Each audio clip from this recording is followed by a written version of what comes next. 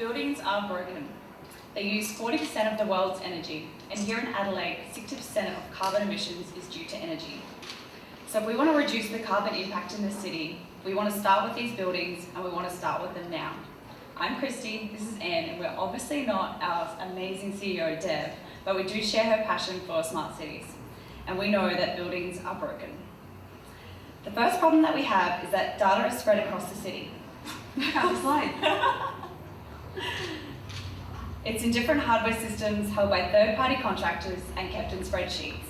We need to bring this data together to make smart decisions on energy and cost savings. The second issue is that buildings in Adelaide were built for a different purpose at a different time.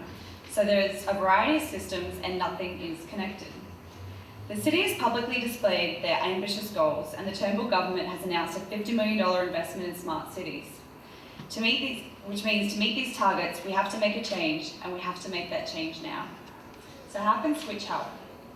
Firstly, we will pull in Adelaide's disconnected data into the Switch platform.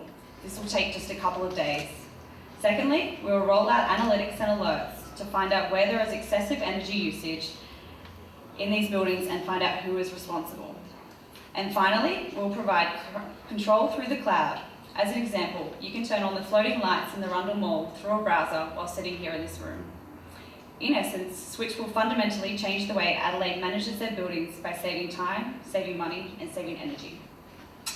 So let's talk about impact here for Adelaide. Now, we know that buildings use a lot of energy. We have to remember that the people inside of those buildings, they're consuming water, they're creating waste. We have service providers who have to physically hop in their trucks, roll on down to the buildings, try to fix problems, but frankly, most of the time they're kind of flying blind here, so it takes more than one trip to actually solve the problem. So we're wasting a lot more fuel, emitting a bunch more carbon emissions.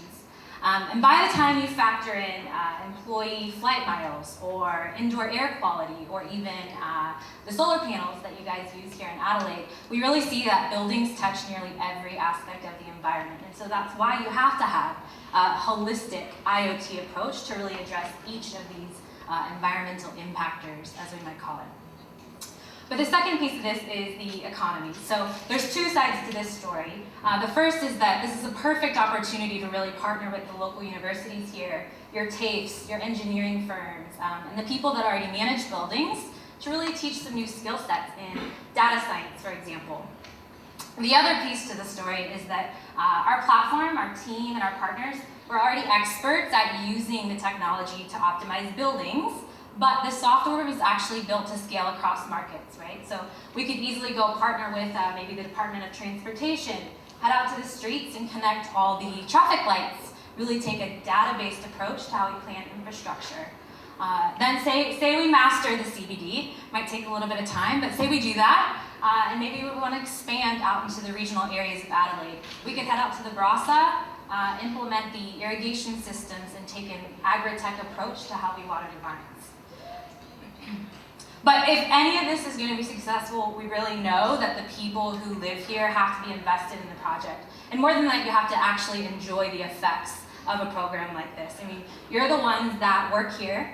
We can help make sure that you're actually comfortable in your office, more productive, by just mapping the air conditioning set points to how many people are in the room.